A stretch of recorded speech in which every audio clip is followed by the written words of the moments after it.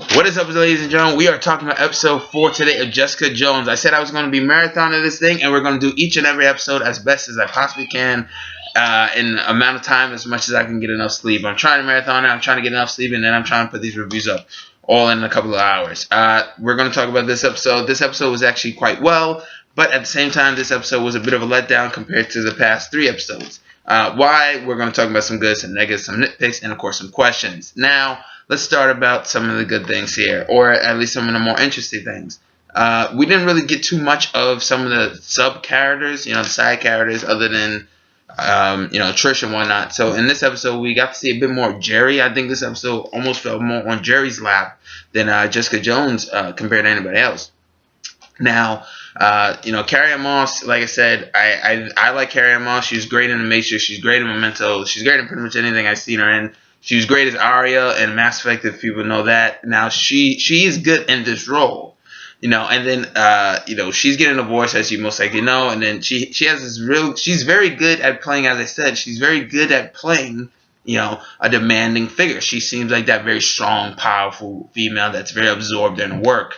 And she has a scene in outside New York with her girl toy, her young 20-something-year-old secretary, and they're going to this restaurant where her and her ex met, and then they kind of have this awkward conversation, and she's just like, she is cold, man. She doesn't care. She just say they're getting a divorce. It doesn't matter. You don't own these restaurants. Carrie-Anne Moss plays it very well, and as I said in the previous episode, I think it's because she doesn't always show that much emotion, but I think that fits for the persona they are giving Jerry in this series. Also, what was good in here, as she is getting a voice, she asked Jessica Jones. I'm guessing this was going to be her favor that Jessica Jones did over her, where she said, she wants dirt, from her ex, but Jessica Jones said, you were mad at her, so what would you really need dirt for? Jerry says, I don't need her dirt. I need her dirt that she may have on me. So I'm guessing that's going to be the favor, and I'd say cash that favor very quickly, because you don't want to add on constant favors to Jerry. She doesn't seem like that type of chick you want to owe too many favors to. She's a bit devious, she gets her ways, she's manipulative, but that's her character, that's what she is. Other things, going back and forth, some good and some bad. Once again, it's going to make all sense, but I was starting to wonder exactly why Malcolm is still in the show, or whatever his part may be, and then eventually it gets revealed later on, and I'll talk about that later. But for another thing, some negatives, going back and forth, as I said, there was no Luke Cage, and I say his presence was definitely missed, after the Sweet Christmas, the last episode and whatnot, and not having him this episode. Believe it or not, I feel like this episode was actually more about the other people around Jessica rather than actually Jessica Jones in this episode. So I thought that was interesting. You got more of Jerry's, world talking about. You got more Trish, and her background. That's another positive. We got to see a bit more of Trish's actual background. Talking about it seemed like she had an abusive past, and most likely that is the case. But at the same time, as that was a positive, that's also a bit of a negative, because in the previous 2 episodes, she was talking about how she wanted to. She doesn't need protecting. Anybody touches her, nobody touches her unless she wants to get touched. And then last episode, this cop comes and he's destroying her, and then Jessica Jones is helping her. And then this episode, the cop comes back and ramming her door, and think, okay, it's Kilgrave, whatever. But then it's not Kilgrave. It's just a regular cop. And the first thing she does, she doesn't try to handle the situation herself, because she's the protector. She says, nobody's going to touch her unless she wants them to touch her. But instead of being that badass, strong female, that kind of gets diminished, because then eventually she, calls Jessica Jones to be like, help me, protect me. She said clearly that she doesn't need protection. And maybe she's scared. Maybe she's going back into, scared mode. Who knows? But she said she didn't need protection, so I thought that was very dumb. And slowly Trish is becoming, I think, the dumbest character on the show. I'll talk about that also a little bit. I do have notes. If I'm looking down, that is the reason why. I'm not just looking down on the floor, so forgive me. Some other things that most likely was good. I liked the kind of support group thing, the interviewing thing for potential Kilgraves, victims. I thought that was a bit more out of humor because this episode seemed like it was a little bit grim. Now, obviously, I get the show this dark and that's whatnot, but sometimes you do have to have these light elements to actually, pick up the show and not necessarily make you feel like, this is just really kind of saddening. Even Daredevil had a couple of humorous moments. So I was glad, the pregnant girl, I thought that was the biggest joke. Kilgrave got her pregnant. She wanted it. She spread her legs open. She's a virgin. Yeah, not a chance. The hippie was just thrown out of his mind. Kilgrave didn't do that. That dude just he smoked a doobie with Foggy Nelson, as far as I'm concerned. But yeah, I thought that was an added humor. Obviously, it was a nice thing. Another positive was that later on, Jessica Jones kind of confronts them all. You really get to see especially for certain victims, you get to see how much Kilgrave really did fuck up these people's lives. These lives were really messed up for what he did. Some guy got charged with child, abandonment, and it's just like, geez, that, this guy is, creepy. Now, what's a question I have to ask is also, are they really going to just kind of, they're doing a great job. David Tennant is actually commanding the screen without actually ever being on the screen. He's in the shadows. He's just being talked about, and that's about it. I just hope they don't kind of build up this anticipation for a so-called fight, and then it kind of just becomes, it's just like a one-hit wonder. It's not a big deal. They're building this guy up as some big, villain, and then if it comes down to the final fight, and then it's just like, poof, it's over. It's like, well, you went from kind of one of a top creepy villain, you went from Heath Ledger's Joker to the Mandarin. That's not, or Batmite, evil Batmite. Who knows? I don't know. I should have made a Marvel reference, but whatever. We'll continue this on. Other negatives was, for some reason, I don't know why. This is more of a nitpick, but what a bratty little girl. The one that was being mind controlled by Kilgrave, such a brat. She was very annoying. Obviously, she didn't know what she was doing, but maybe she did. And then the typical cliche mother, where whenever it's somebody yanking on a kid and it's not their fault or whatever, it's supposed to be slightly comedy. The mother always says, "Get away from her." In a real life situation, believe me, if this was my parents or this was me and kid or whatever, I'm not gonna say get away from her. I'm just gonna say either punch or say, "What the fuck is wrong with you? You psycho, you sicko." There's a lot of wackos in New York City. But yeah, that was just small nitpicks. Also, Malcolm's hair looks disgusting. I don't know what's the deal with The Weeknd. Why is he acting? He's got no business in Jessica Jones.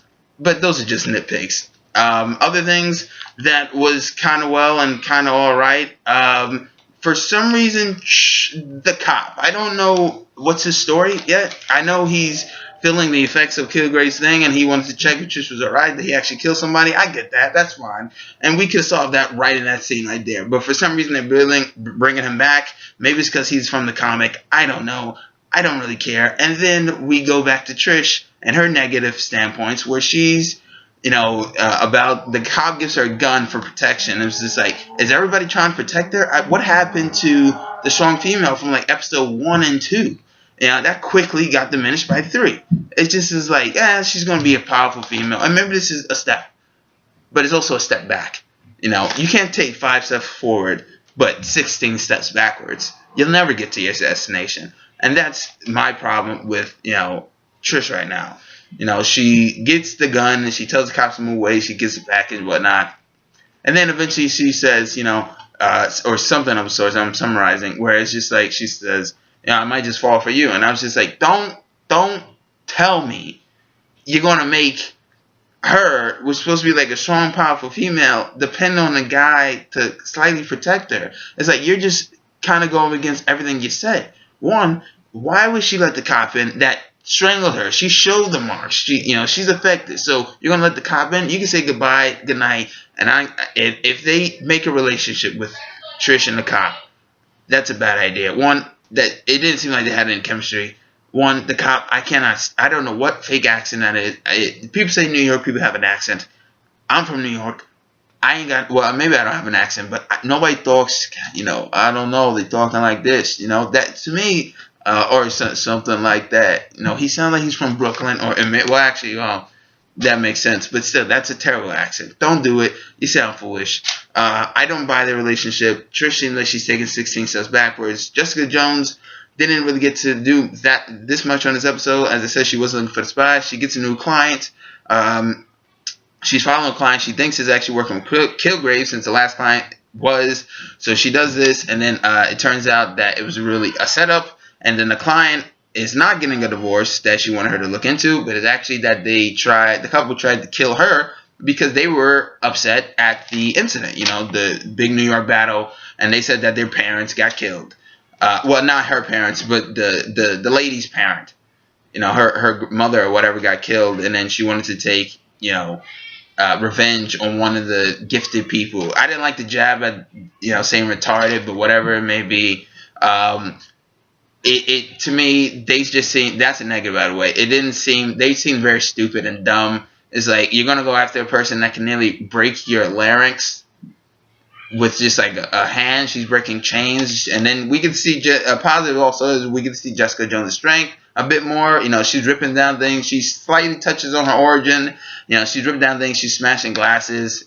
She's not bulletproof, as we clearly have seen. But yeah, very stupid people. But not only that, another positive note in this conversation was that she actually said how many are out there, and then she said 99. Now, I don't know if she said 99 specifically in general, because that's a pretty big number, but I think she also said 99 in this specific borough, Hell's Kitchen. So that would be interesting, to say the least. They're definitely setting up something here, and, she said they're her friends. Now, was she lying? Was she just saying friends as more like acquaintances? Who knows? But very stupid couple. They just seem really dumb, but who knows? That's New York City for you. They got a lot of wackos. But then eventually the episode comes to an end when Jessica Jones gets the police footage from the Brooklyn cop. She gets it. She watches it. One of the people at the support group says the guy had a white scarf. She's looking at the footage, and then she finally sees it. The spy, as we all, some people probably guessed it. I was kind of guessing it by the beginning of this episode. I was like, there has to be a reason here. So it turns out that the spy is actually Malcolm. That's right. The Weeknd is the spy. He's the spy. The Weeknd. He literally most likely can't feel his face. But he literally can't feel his face when he's probably doing his heroin. Hell, he might not even be a heroin addict.